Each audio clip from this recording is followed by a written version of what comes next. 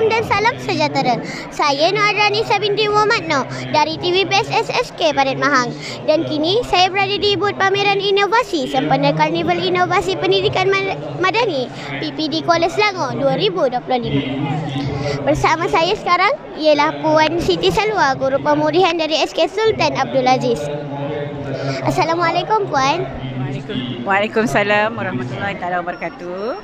Untuk permulaan, boleh Puan perkenalkan diri Puan sedikit?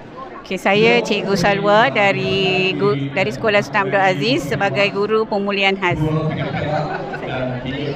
Baik Puan, boleh Puan terangkan secara ringkas apakah inovasi PDPC Puan yang dinamakan Jariku Kalkulator dan bagaimana ia membantu murid dalam pembelajaran?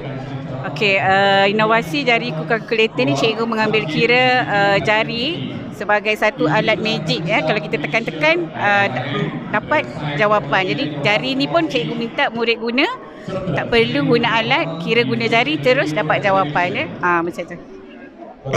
Terima kasih Puan atas penerangan yang sangat bermanfaat. Sama-sama. Itu sahaja daripada saya Nur Adranisa melaporkan untuk TV PSS SK Parit Mahang dari Unisel Bestari Jaya.